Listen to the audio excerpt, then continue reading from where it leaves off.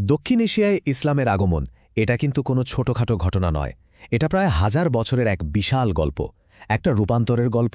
আর এর প্রভাব এতটাই গভীর যে আজও প্রায় ২০০ কোটি মানুষের জীবনকে এটা নানাভাবে ছুঁয়ে যাচ্ছে। তো চলুন এই বিশাল ইতিহাসের পাতাগুলো একটু উল্টে দেখা যাক। মূল প্রশ্নটা কিন্তু এটাই যে আরব উপদ্বীপ থেকে আসা একটা বিশ্বাস বা ধর্ম কিভাবে এই বিশাল ভারতীয় উপমহাদেশের প্রায় ১/৩ মানুষের নিজের ধর্মে পরিণত হল। এটাই সেই ঐতিহাসিক ধাঁধা যার উত্তর আমরা আজ একসাথে খোঁজার চেষ্টা করব। আচ্ছা, এই যে এত বড় একটা পরিবর্তন, এটা হলোটা কিভাবে? এখানে বিতর্কটা মূলত দুটো দিকে যায়। একদল বলেন পুরোটাই হয়েছে তরবারির জোরে, মানে বল প্রয়োগ করে। আবার আরেক দল মনে করেন না, ব্যাপারটা আসলে ছিল সাংস্কৃতিক মেলবন্ধন আর সুফি সাধকদের আধ্যাত্মিক আকর্ষণের ফল। সত্যিটা কি? সম্ভবত এই দুয়ের মাঝামাঝি কোথাও লুকিয়ে আছে।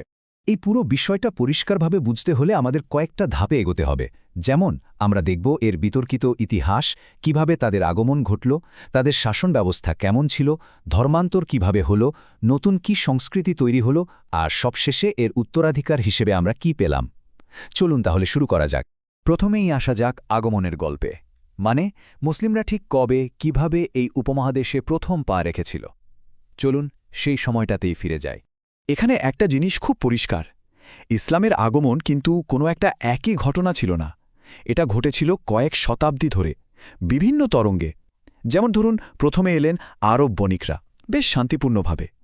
তারপর এলো উমাইয়াদের সামরিক বিজয়, আর তারও পরে গজনবী বা ঘুরিদের মতো তুর্কি শাসকদের বড় বড় সামরিক অভিযান।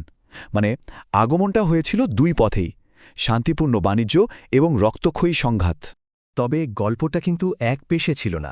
প্রথম দিকের আক্রমণগুলো যে সবসময় সফল হয়েছিল তাও নয়। যেমন রাজস্থানের যুদ্ধে কিন্তু তৎকালীন ভারতীয় রাজ্যগুলো বেশ সাফল্যের সাথেই ওমাইয়াদের একটা বড়সড় আক্রমণ রুখে দিয়েছিল। প্রতিরোধও কিন্তু বেশ শক্তিশালী ছিল। তো আগমনের পর শুরু হলো শাসনের এক দীর্ঘ পর্ব। এবার আমরা দেখব দিল্লি সুলতানি বা মুঘলদের মতো বিশাল সাম্রাজ্যগুলো কিভাবে এই সুবিশাল উপমহাদেশ শাসন করেছিল। তাদের শাসন পদ্ধতিটাই বা কেমন ছিল। শাসনের কথা উঠলেই জিজিয়া করের প্রসঙ্গটা চলে আসে। এটা ছিল মূলত অমুসলিম প্রজাদের উপর ধার্য করা এক ধরনের কর। এই কর ব্যবস্থাটা তখনকার প্রশাসনিক আর অর্থনৈতিক কাঠামোর একটা খুব গুরুত্বপূর্ণ অংশ ছিল। কিন্তু মুসলিম শাসন বললেই যে সবার নীতি একই রকম ছিল তা কিন্তু একদমই নয়। এর সবচেয়ে বড় উদাহরণ হলেন মুঘল সম্রাটরা নিজেরাই। একদিকে যেমন সম্রাট আকবর ধর্মীয় নিরপেক্ষতার কথা বলেছেন, জিজিয়া কর তুলে দিয়েছেন, অন্যদিকে সম্রাট আওরঙ্গজেব আবার সেই কর ফিরিয়ে এনেছেন এবং অনেক বেশি কঠোর সারিয়া আইন চালু করেছেন। মানে শাসকে নীতির অনেক ফারাক ছিল।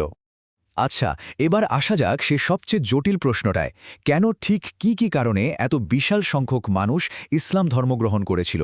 শুধু জোর করে ধর্মান্তর করা হয়েছে এই ধারণাটা দিয়ে কিন্তু পুরো ছবিটা বোঝা সম্ভব না। সত্যি বলতে ধর্মান্তরের পেছনে অনেকগুলো কারণ একসাথে কাজ করেছে।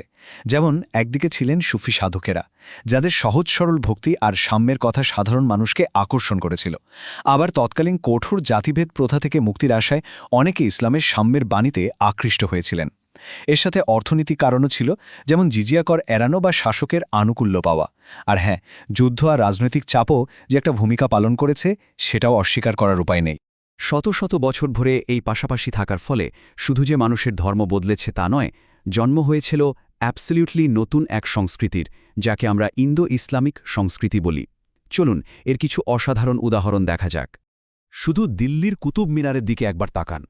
এটা দেখলেই বোঝা যায় দুটো সংস্কৃতি কিভাবে মিলেমিশে একাকার হয়ে গিয়েছিল। পারস্যের স্থাপত্য শৈলীর সঙ্গে ভারতীয় কারুশিল্পের কি অসাধারণ এক মেলবন্ধন। এটাই হল ইন্দো ইসলামিক স্থাপত্যের অন্যতম সেরা নিদর্শন। এই মেলবন্ধনটা কিন্তু শুধু স্থাপত্যে থেমে থাকেনি, ভাষাতেও এর ছাপ স্পষ্ট। আজকের হিন্দি বা উর্দু মানে হিন্দুস্তানি ভাষার জন্মই তো হয়েছে ফার্সি আর স্থানীয় ভাষার মিশ্রণ থেকে।